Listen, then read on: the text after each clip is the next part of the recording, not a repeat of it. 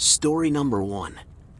Whispers of the Past, a haunting in suburban Texas. I often find myself reeling back to the summer of 2001. A time so chilling, it is hard to believe the events were real and not simply a figment of my overactive imagination. It was supposed to be a simple trip. My friend Clara and I, two enthusiastic travelers, decided to visit a small village in suburban Texas, drawn by the beauty of its vast woods. Clara was a journalist by profession, and I was a budding archaeologist. Little did we know our respective professions would lead us into a dark mystery of the past. Our journey took a horrifying turn when we learned about the recent disappearance of a young man from the village. Out of concern and curiosity, we decided to aid the search. An old villager named Mr. Thompson, a retired police officer, decided to help us. He introduced us to Rebecca, a medium, with claims that she could guide us to places where the spirits led. One evening, while tracing a path mentioned by a few locals, a wild animal darted in front of us. Panicking, Clara and I sprinted deeper into the forest, Mr. Thompson and Rebecca not far behind. Branches whipped against our faces, and the uneven forest floor caused us to stumble, bruising ourselves. By nightfall, we were lost. That's when we stumbled upon it, an eerie, dilapidated building, seemingly abandoned for ages. Rebecca, with a pale face, whispered, "This place, it's filled with tormented souls." Deciding to search the building for the missing guy, we ventured inside. The cold air inside carried a dense weight of sorrow. Room after room was empty, but finally, in a tiny chamber, we found him, petrified and hiding. The night was far from over. As darkness deepened, ghostly apparitions appeared. Mournful cries echoed. Figures in old-fashioned clothes roamed, their faces twisted in pain. Clara clutched her notebook, scribbling down as much as she could, her journalistic instincts kicking in even amidst her fear. With Mr. Thompson's investigative skills, we unearthed old newspapers and records within the house, hinting at a terrible disaster that struck the village in the early 1900s. A factory explosion, claiming countless lives, many of whom were children. The location of the tragedy? The very building we stood in. Rebecca, with her spiritual connection, communicated with the restless spirits. They lamented their untimely deaths, the pain of families torn apart, and the memory of a life they couldn't live. The missing young man was simply an unfortunate soul who had inadvertently trespassed on their territory. With dawn approaching and the spirits becoming less aggressive, we decided to help them. Using Rebecca's medium skills and my archaeological expertise, we held a ceremony to appease the spirits, reminding them of the love and warmth they once had, urging them to find peace. The sun began to rise, and the apparitions slowly faded away, leaving the once ominous building bathed in the gentle hues of the morning. We returned the young man to the village, grateful and unharmed. Clara penned down our terrifying experience, and I documented the historical significance of the place, hoping to preserve it as a memorial. Today, 2 decades later, I often wonder about the thin line between our realm and the one beyond. That summer taught me more about life, death, and the in-between than any archaeological dig or textbook ever could. The whispers of the past, sometimes, are too loud to ignore. Story number 2. The Shadows of Forgotten Memories, a night in suburban New York. The memories of that bone-chilling night in 2002 still haunt my dreams. It feels like an endless nightmare, but I know what I saw and experienced was real. My friends, Ethan and Sean, and I were just ordinary college students from a small village near suburban New York. The 3 of us grew up together, sharing our passions and fears. On one unfortunate day, a girl from our village went missing, rekindling a rumor of an old, cursed place in the woods. Guided by our adventurous spirits and the hope to find the girl, we decided to embark on a journey into the unknown. Our path took a terrifying turn when, as we walked deeper into the forest, a wild animal suddenly dashed in front of us. Startled, we scrambled in different directions, our vision obscured by the dark and the forest foliage lashing out at us. We regrouped but were disoriented, having lost our way. Just when we thought we were hopelessly lost, the silhouette of an old, abandoned building emerged from the fog. The ambience was eerie. Old, rusted swing sets creaked in the wind, and the entire area exuded a cold, ghostly aura. We decided to explore, driven by the hope of finding the missing girl. Our search led us to a dimly lit room where we found her, trembling and in tears. That night was far from peaceful. Spectral figures wandered the forest around the abandoned place. Their translucent forms often appeared just beyond our line of sight, their mournful wails echoing through the woods. Sleep was impossible, as every rustle, every whisper, seemed to carry a supernatural weight. Among us was Mr. Grayson, a historian, and Mrs. Pierce, a parapsychologist. Ethan had sought their expertise, fearing we might encounter the supernatural. Together, we delved into the tragic history of the place. Mr. Grayson uncovered that the building was once an orphanage, which had been destroyed in a massive fire in the 1920s. Dozens of children and caregivers perished in the blaze. Mrs. Pierce sensed their restless spirits, tormented by their untimely deaths and seeking closure. Using her abilities, she conducted a séance, urging the spirits to share their stories. The room grew cold as the ghosts recounted the tragic events of that fateful night. Their stories were heart-wrenching, of dreams unfulfilled, lives cut short, and love lost. Determined to help these lost souls, Mrs. Pierce and I, with the information provided by Mr. Grayson, orchestrated a tribute to honor the lives lost. We restored part of the orphanage, creating a memorial with the names of those who had died. By dawn, the atmosphere felt different. The once oppressive weight seemed lifted, replaced by a sense of peace. The spirits, though still present, appeared calmer.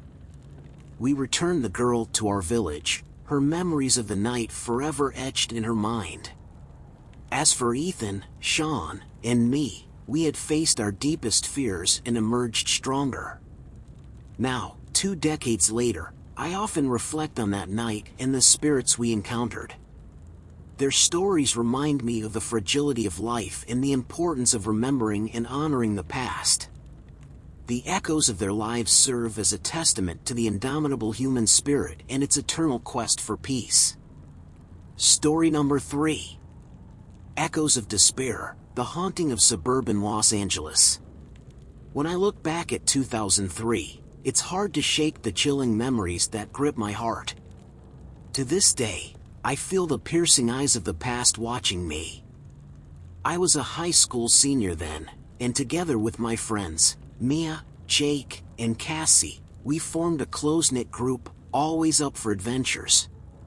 Life in our quiet village near suburban Los Angeles was relatively peaceful, until a local child went missing, shrouding our community in panic and dread.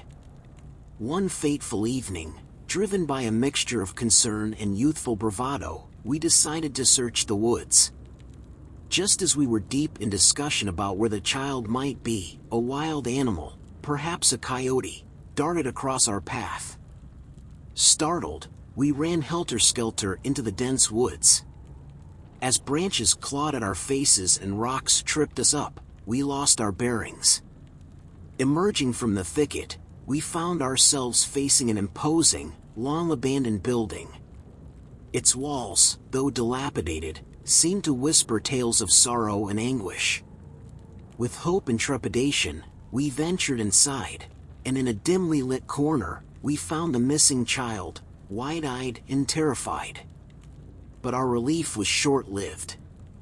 As the sun dipped below the horizon, ghostly apparitions began to manifest. Their mournful cries and ghastly appearances held us captive, and sleep was an impossible luxury. In our group was Mr. Stanton, a local historian, and Ms. Alara, known for her psychic abilities. Mia had insisted we bring them along, thinking their skills might be useful. And indeed, they were. As we sat in a circle, Ms. Alara began to channel the spirits, revealing a tragic past. The building, Mr. Stanton informed us, was once a sanatorium in the early 1900s. An outbreak of a mysterious illness had resulted in numerous deaths, mostly children. Their souls, trapped and tormented, roamed the place, crying out for justice and peace. With the combined knowledge of Mr. Stanton and the psychic prowess of Ms. Alara, we unearthed an old burial site behind the building. It was evident that the final rites for many were never performed. Recognizing our chance to bring peace to the spirits, we held a vigil, praying and singing for the departed souls. As dawn approached, a serene calmness enveloped the place. The child, thankfully unharmed, clung to Cassie, while the rest of us felt an overwhelming sense of accomplishment. Returning to the village, we were hailed as heroes. But more than the adulation, it was the experience itself that left an indelible mark on us. Today, nearly 2 decades later, I often revisit that night in my mind. The harrowing memories serve as a reminder of the thin veil that separates our world from the one beyond. The events of 2003 taught me about bravery, compassion, and the enduring mysteries of the universe. It was a lesson in understanding that sometimes, to find the living, we must first make peace with the dead. Story number 4. The Haunting of Presidio's Past, a Night Outside San Francisco. It's been nearly 2 decades since that chilling encounter in 2004, but the memories still cast a long shadow over my heart. I can recall every detail, every whisper of the wind, every ethereal apparition as though it happened only yesterday. Laura and I had always been avid travelers. Young, adventurous, and full of life, we decided to explore a lesser-known area in a suburb of San Francisco. The trip took a nerve-wracking twist when Lara's boyfriend, Mark, who lived in a nearby village, mysteriously disappeared. Determined to find him, Lara and I ventured into the thick woods late one evening. As we treaded deeper into the wilderness, discussing possible places Mark might be, a wild creature, possibly a deer, startled us. Fear took over, and we recklessly sprinted deeper into the forest, getting bruised and scratched along the way. Our sprint halted at the sight of an eerie, ancient-looking building. Its architectural style suggested it had been there for ages, yet no records of such a place ever crossed our knowledge. With trepidation, we entered, hoping to find Mark. Inside, the air was thick with a sense of melancholy. We searched room by room, and finally, in the dim recesses of the basement, found Mark, his face pale and his eyes wide with fear.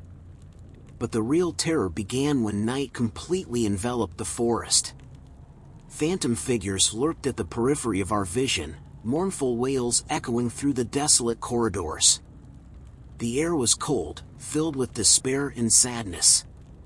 With us were 2 local experts. Mrs. Helen, a historian known for her vast knowledge of San Francisco's lesser-known history, and Mr. Leon, a reputed paranormal investigator. Mrs. Helen began to piece together the puzzle.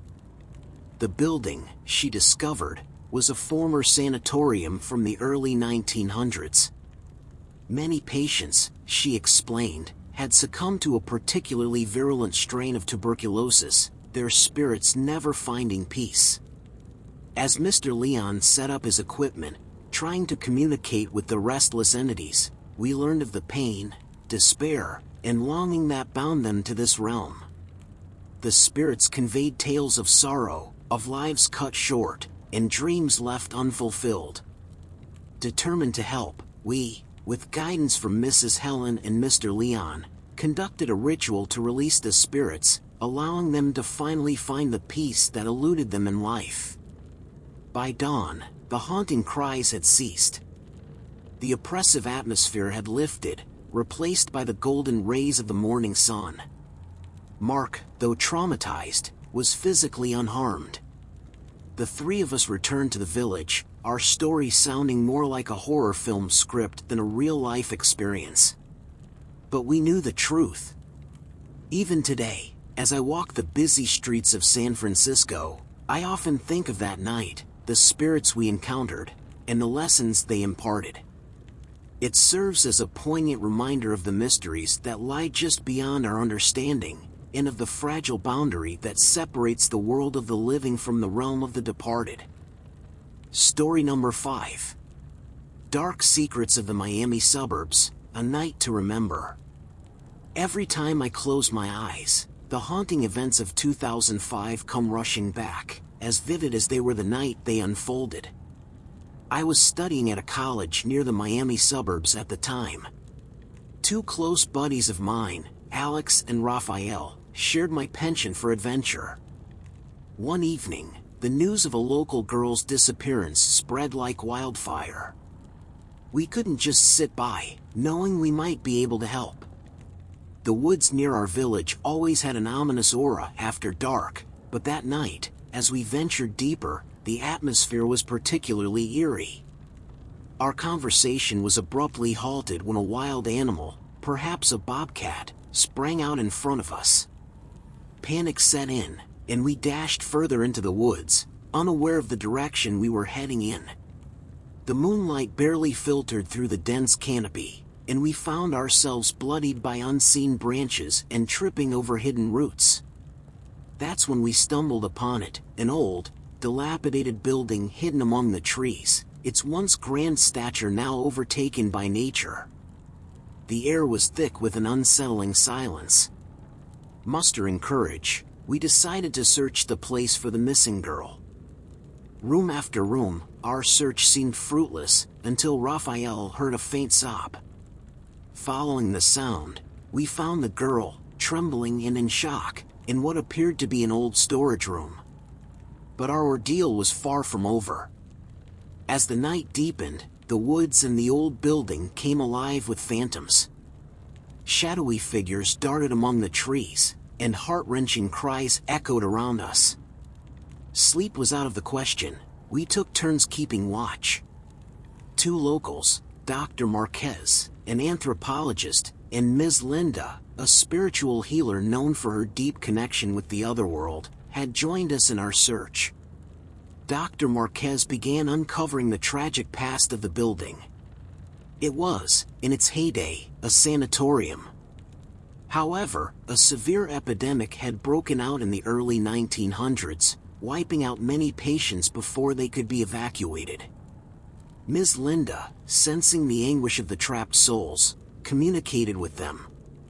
They spoke of their pain, the suddenness of their deaths, and their yearning for release. Using her spiritual knowledge and with Dr. Marquez's historical insights, we organized a ritual to appease and free the tormented spirits. Guided by Ms. Linda, we chanted, prayed, and laid to rest the memories that held them captive. By the break of dawn, a serenity had enveloped the once haunted ground. We led the girl back to the village, exhausted but relieved. Now, many years later, I often drive by the outskirts of those woods. A chill invariably runs down my spine as I remember that night. It was a potent reminder of the intertwining worlds of the living and the dead, and of the pain and memories that can bind a soul to a place. That experience forever changed my perspective on life, death, and the mysteries that lie in between. Story number 6. The Forgotten Hollow, a terrifying night in the suburbs of Orlando. The year 2006 is etched into my memory, not for joyful high school experiences but for a night that revealed the hidden, haunting past of our quaint village near Orlando. My friends, Mason, Leah, and Natalie, and I had always been close, often venturing into local adventures after school. When a child from our village disappeared, our collective sense of justice and concern led us to form an impromptu search party. One evening, as we walked the outskirts of the woods, discussing potential places the child might be, our conversation came to a sudden halt. A wild animal, possibly a raccoon or fox, crossed our path, startling us. In a surge of fear, we bolted deeper into the forest.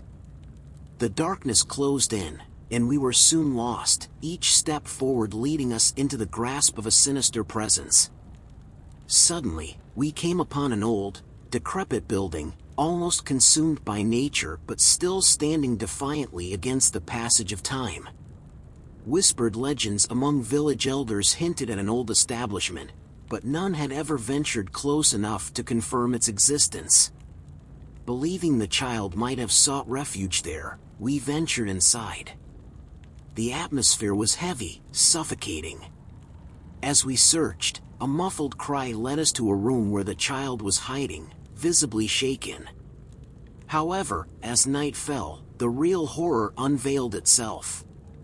Ephemeral apparitions wandered the grounds, and chilling wails echoed in the corridors. Every shadow seemed to hide a lurking entity, and sleep was an unattainable luxury. With us were Professor Daniels, an archaeologist known for his passion for local history, and Madame Rosalind, a reputed medium. Natalie, always the researcher, believed their expertise might help us decipher the mystery of the place. As Madame Rosalind attempted to communicate with the spirits, Professor Daniels pieced together the building's history. It was an old asylum, dating back to the late 1800s. A tragedy had befallen its residents. A fire, purposefully set by an aggrieved caretaker, led to the deaths of many innocent souls. The spirits conveyed their torment and despair, echoing the cries of their final moments. Their anguish, trapped within the walls, sought release and recognition.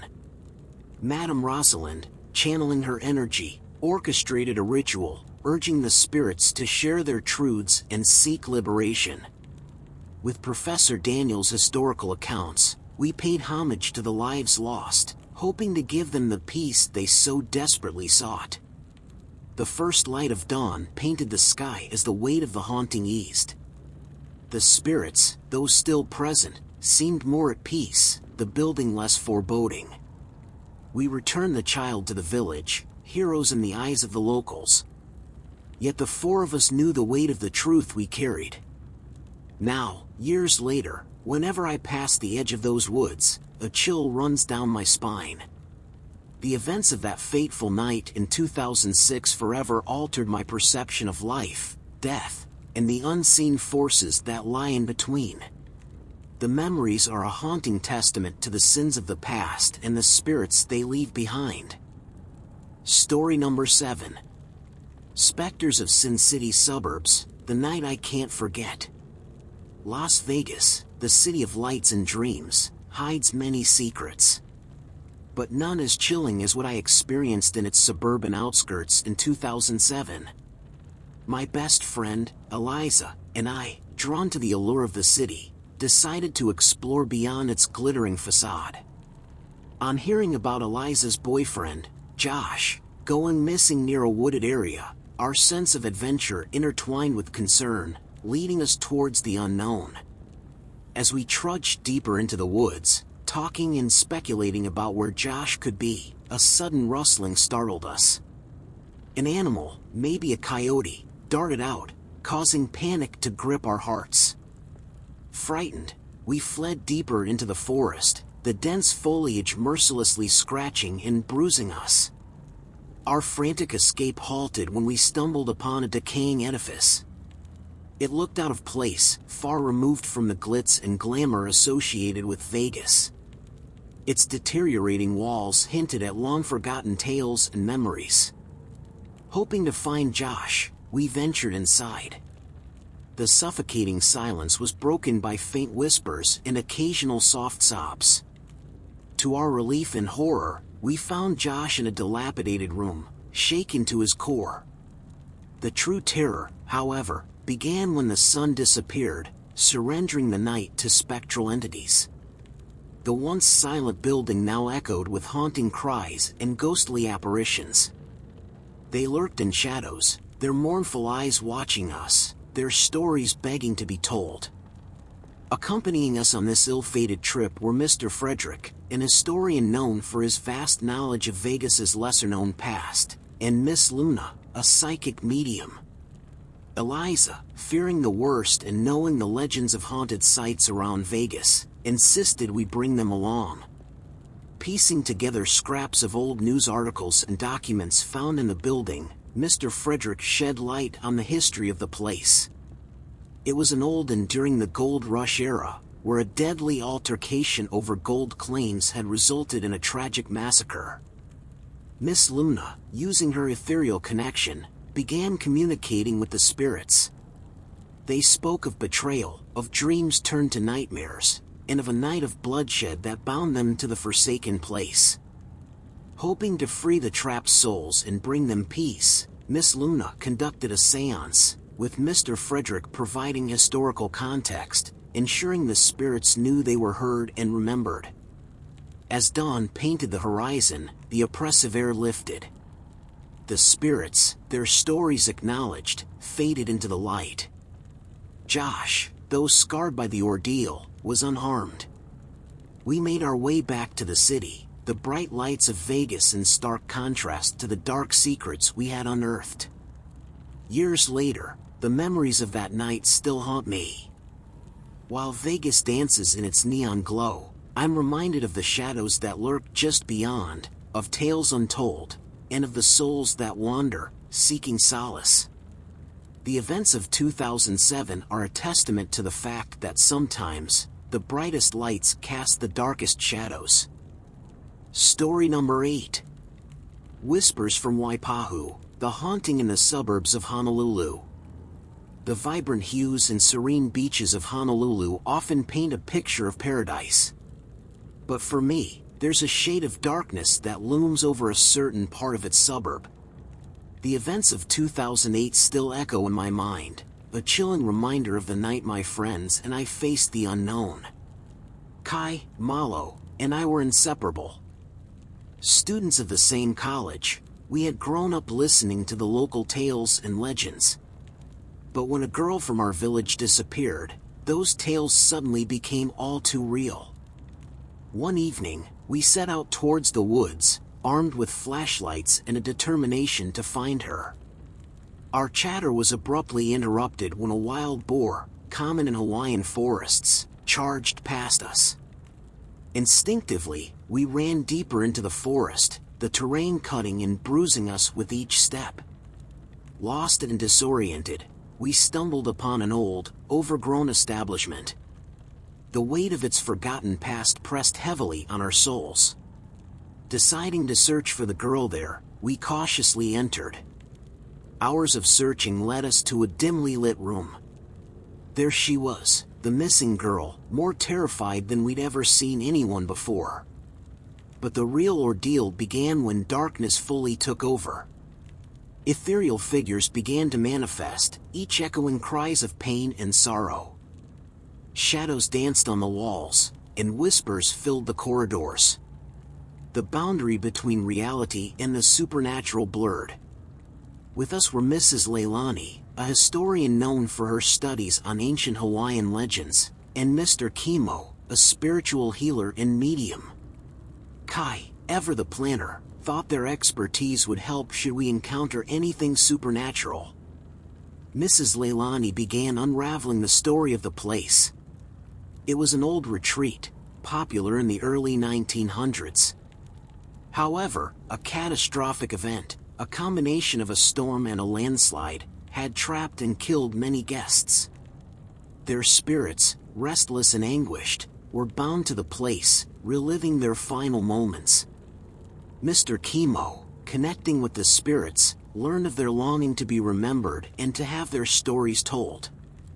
They spoke of families they left behind, of dreams unfulfilled, and of the paradise that turned into a prison. To help these tormented souls find peace, we, guided by Mr. Chemo's rituals and Mrs. Leilani's chants, paid tribute to the departed, acknowledging their pain and promising to remember them. As dawn approached, the atmosphere lightened. The once oppressive presence felt lessened, replaced by a quiet acknowledgement. With the girl in tow, we made our way back to the village. While we were hailed as heroes, the depth of what we had experienced was hard to convey. Now, years later, as I walk the bustling streets of Honolulu, I often find myself lost in the memories of that night. A constant reminder that even in paradise, stories of sorrow and pain linger, waiting to be told. Story number 9. Eerie Echoes of Suburbia, The Unearthed Secrets of Washington, D.C.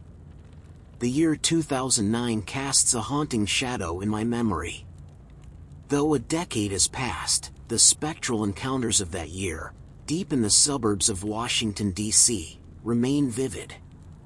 Aaron, Emily, Lucas, and I had grown up together, sharing dreams, laughter, and the ups and downs of high school life. Our bond was tested one fateful evening when news broke of a missing child from our village. Driven by concern and teenage bravado, we decided to comb the woods that bordered our community. The woods, always eerie after sundown, felt particularly oppressive that night. Our chatter was interrupted when a fox bolted in front of us. Fearful and disoriented, we found ourselves deeper within the forest, every shadow and rustle magnifying our fear. In the midst of our panic, an old, dilapidated mansion loomed ahead, its very presence an anomaly. We'd never heard of such a place in our vicinity. Hopeful of finding the missing child there, we ventured inside. The air within was heavy with despair and decay. After hours of searching, we found the child in the attic, terrified but unharmed. However, when night fully took over, the true nature of the mansion revealed itself. The forest echoed with ghostly cries, while spectral apparitions manifested throughout the mansion. The once benign shadows turned menacing, the mansion's tragic history reaching out from the past. Joining our quest were Dr. Evelyn, an expert on Washington, D.C.'s hidden histories, and Mr. Nathaniel, a renowned psychic. Emily, having a keen interest in paranormal events, believed their insights would be invaluable. Dr. Evelyn unraveled the mansion's tale.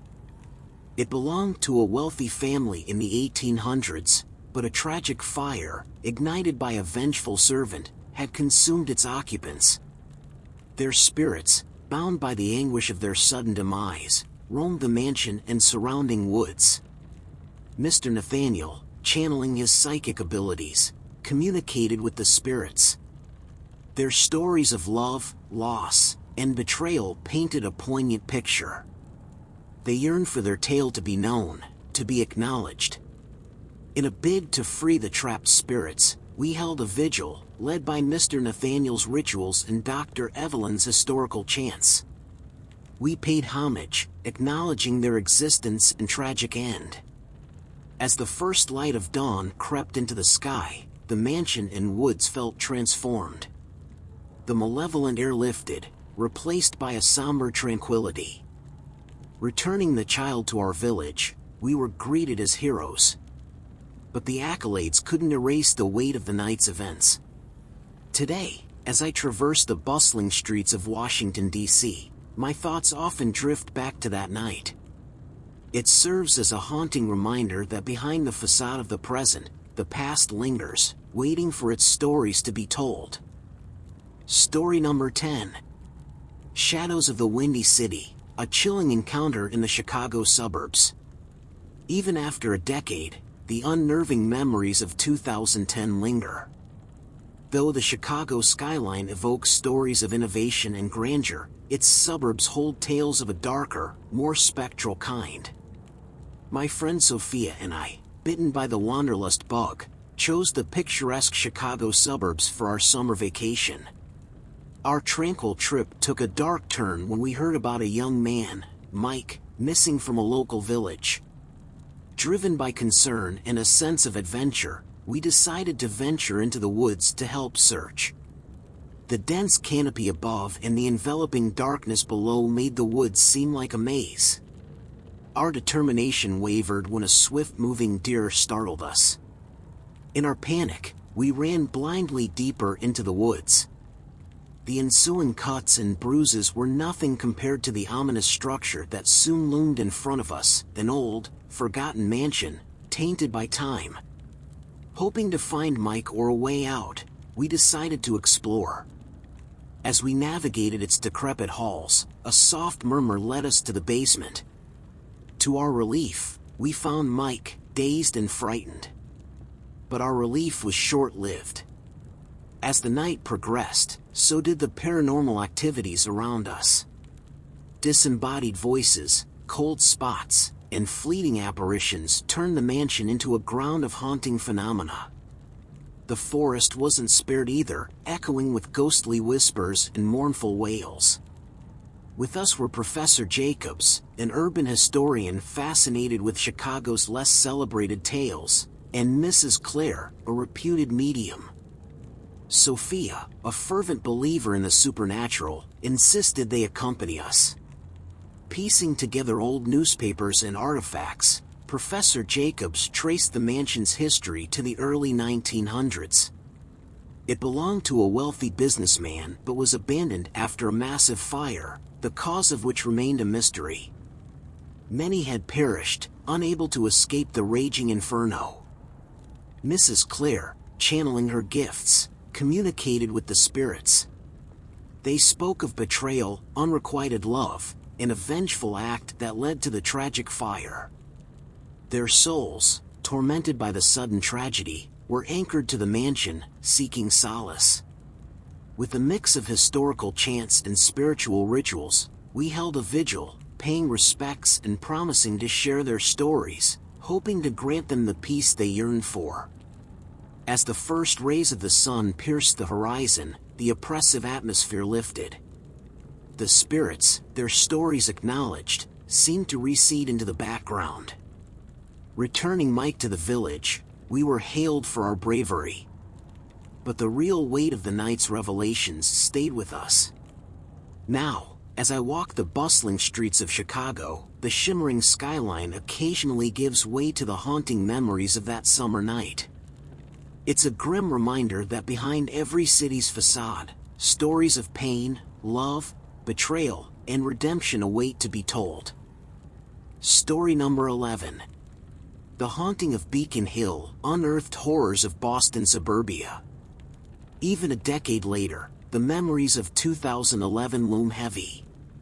Boston, the cradle of American history, boasts tales of revolution and freedom, but its suburbs hold stories that are far more malevolent.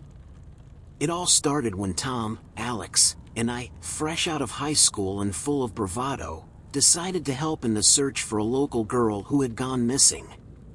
Determined and slightly naive, we thought our foray into the woods would be a short-lived adventure. However, as dusk settled, the atmosphere grew tense. Our march was halted abruptly when a raccoon startled us. In our panicked state, we delved deeper into the woods, the thorny bushes leaving streaks of blood on our arms. Suddenly, the silhouette of a grand but decaying mansion emerged from the mist. The place seemed alien to our surroundings. Intrigued and hopeful of finding the girl, we ventured inside. After hours of searching, a whimper from an upstairs room guided us. There she was, pale and petrified, but alive. Yet, as the sun set, the real horrors of the mansion began to manifest. Chilling drafts, disembodied whispers, and shadowy apparitions plagued us. Outside, the once serene woods echoed with ghostly cries. Seeking answers, we enlisted the help of Professor Rowan, a local historian, and Madame Elise, a renowned medium. Tom, having an innate curiosity about Boston's hidden histories, believed they could shed light on the mansion's past.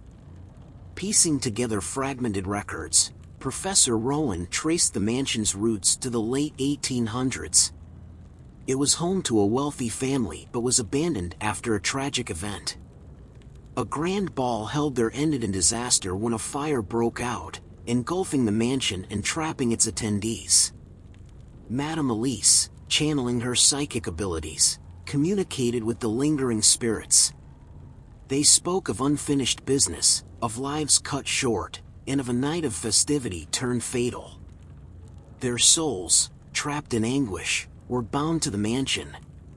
Understanding their plight, we held a vigil.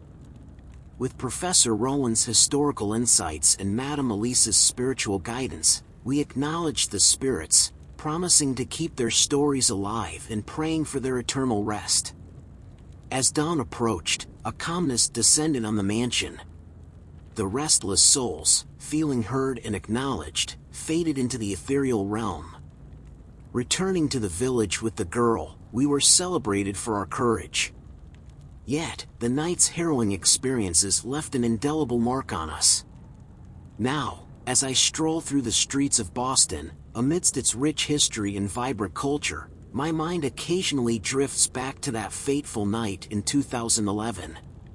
It serves as a stark reminder that even in places rich with history and life, shadows from the past linger, waiting to be acknowledged. Story number 12. Shadows of the Keystone, Nightmares in Suburban Philadelphia. To this day, the chill of 2012 remains firmly etched in my mind.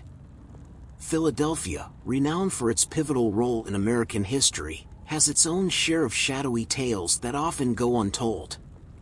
That year, I found myself ensnared in one such tale. It was a chilly autumn evening when Jessica, David, Brian, and I, all high school friends, decided to comb the woods. A child from our village had gone missing, and while authorities searched, we took it upon ourselves to help. Our journey took a sudden dark turn when a stray dog dashed across our path. Startled, we lost our bearings and found ourselves deeper in the woods. Bruised and scratched, we stumbled upon what seemed to be an old, decrepit manor, its very presence felt out of place. Hoping to find the missing child within its walls, we ventured inside. After what felt like hours, Brian's voice echoed with relief as we found the child, shivering with fright, in a dusty attic room. However, as darkness fell, the real terror began.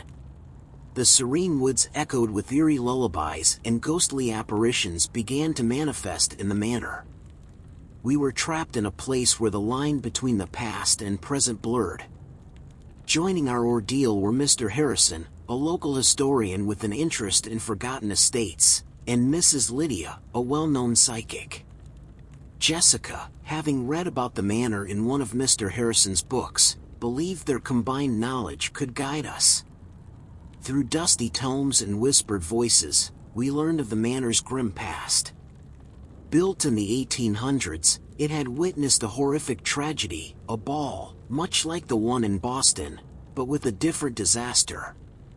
A feud between two families culminated in a violent confrontation, leaving many guests dead.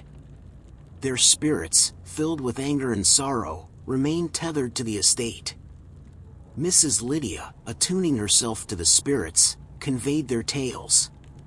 Tales of love, betrayal, and a night of celebration turned deadly. They yearned for recognition, for their stories to be heard. Guided by Mr. Harrison's historical accounts and Mrs. Lydia's spiritual rituals, we acknowledged the spirits, vowing to remember them and share their stories. We hoped our actions would bring them peace. As dawn's first light broke, the oppressive weight in the manor lifted. The spirits, feeling seen and heard, receded into the shadows. With the child safely in our arms, we returned to our village, hailed as saviors. But the emotional scars of that night remained.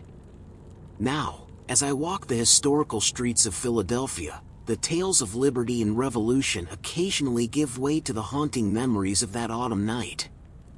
It's a poignant reminder that beneath the city's celebrated past, there are darker tales, waiting for their moment in the sun. Story number 13. Echoes from Lone Star, Nightmares of a Dallas Suburb. 2013 remains a haunting year in my memory.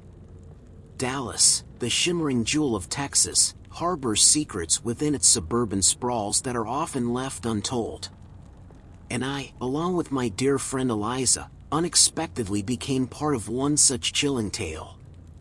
We were tourists, eager to explore the historical beauty and contemporary charms of Texas. During our stay in a quaint village near Dallas, news spread about a young man named Jake, who had gone missing. With maps in hand and hearts filled with determination, Eliza and I decided to help. Our search led us into the thick woods as the sun started to set. The tranquility was shattered when a coyote unexpectedly crossed our path. Fear propelled us deeper into the woods, away from any semblance of a path. Scratches from thorns and sharp stones marked our hurried escape. The woods cleared, revealing a dilapidated manor standing silently against time. We wondered if Jake sought refuge there. Venturing inside, we found him, shaken and pale, in an old study filled with antique books. But as nightfall consumed the surroundings, the manor revealed its sinister history. Ghostly figures roamed the corridors, and tormented whispers echoed from the walls. The forest, too, became alive with spectral figures, casting eerie shadows under the moonlight. Our salvation came in the form of Mrs. Martha, a local archivist known for her extensive knowledge of Dallas history, and Mr. Theodore, a parapsychologist. Eliza, having read about haunted sites in Dallas, thought their combined expertise might be our way out. From yellowed pages and ethereal conversations, we uncovered a devastating past. The manor, dating back to the 1800s, was once the site of a grand party, where a forbidden love story led to a ghastly massacre. Those who died in their prime, their stories cut short, continued to inhabit the manor, their anguished spirits crying out for resolution. Guided by Mrs. Martha's historical accounts and Mr. Theodore's spiritual insights, we acknowledged the restless spirits, vowing to share their tragic tales and help them find closure. As dawn approached, a serene calmness enveloped the manor. The spirits, feeling seen and heard, began their journey to the afterlife. Returning to the village with Jake, our bravery was celebrated. But the true weight of that night's revelations stayed with us forever. Now, whenever I drive past the glittering skyline of Dallas, my mind often wanders back to that fateful night in 2013. A stark reminder that amidst modernity and progress, there exist tales of love, betrayal, and redemption, waiting to be retold. Story number 14. Desert Shadows, the haunting of Phoenix's outskirts. The year 2014 was not merely hot for Phoenix, it was chillingly haunting. The sprawling desert city, known for its blazing sun and unique southwestern charm, hides stories that challenge the bravado of even the toughest folks. That year, Mike, Ethan, Chris, and I were unwittingly ensnared in one of these tales. We were students, young and foolishly courageous, at a local college. News of a missing girl from our village reached our ears. With no real plan and an overwhelming desire to help, we delved deep into the surrounding woods one evening. Our journey was abruptly interrupted when a desert fox dashed across our path. Panic-stricken, we veered off the trail, thorny cacti and sharp rocks making their marks on our skin. As the dim twilight gave way to an inky night, the silhouette of an old, neglected mansion emerged from the darkness. With bated breath, we ventured inside, hoping to find the missing girl. Our hopes were realized when we stumbled upon her, frightened but unharmed, in a dilapidated ballroom. However, the true horror of the mansion revealed itself as the night progressed. Ethereal whispers echoed through the halls, shadowy figures glided past windows, and the desert's usual silence was pierced by eerie lamentations. To help us navigate this nightmarish situation, We sought the expertise of Mr. Samuel, a renowned historian specializing in Phoenix's old estates, and Ms. Nadia, a psychic known to have helped with paranormal disturbances in the past. Mike, ever the history enthusiast, believed their combined knowledge could shed light on the mansion's secrets. Their investigations revealed a heart-wrenching story. The mansion once belonged to a wealthy baron in the 1800s and was the site of a lavish party that met a tragic end due to a massive fire. The many souls that perished in the blaze were trapped, their anguish and regret echoing through the mansion's halls. Ms. Nadia, channeling her unique abilities, communicated with the spirits, understanding their stories and yearnings. Guided by Mr. Samuel's historical insights and her own spiritual prowess, we held a vigil, acknowledging the tragedies of the past and praying for the spirit's liberation. As the first light of dawn painted the desert sky, the mansion felt different, lighter. The spirits, finally acknowledged and remembered, found their way to peace.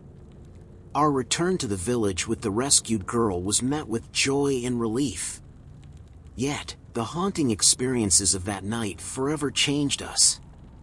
Now, as I drive through Phoenix's bustling streets and serene outskirts, I often find my thoughts drifting back to that harrowing night in 2014.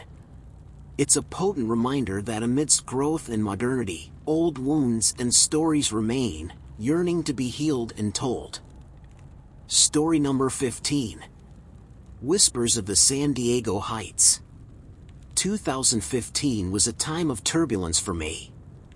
San Diego, with its coastal allure and sunny disposition, might seem an unlikely setting for a tale of dread, but its suburbs held a secret that was about to be unearthed. It began innocently enough. My friends, Kevin, Lily, Jacob, Maria, and I had just finished our junior year in high school. News of a missing child from our village made its rounds, and with youthful idealism, we decided to take up the search. One evening, as we traversed a wooded path, a fleeting shadow, perhaps a coyote or a wildcat, startled us. In our hasty retreat, we lost our way and ended up in front of the decaying facade of an old mansion, its presence concealed by years of overgrowth. With the hope of finding the missing child, we mustered our courage and entered the mansion.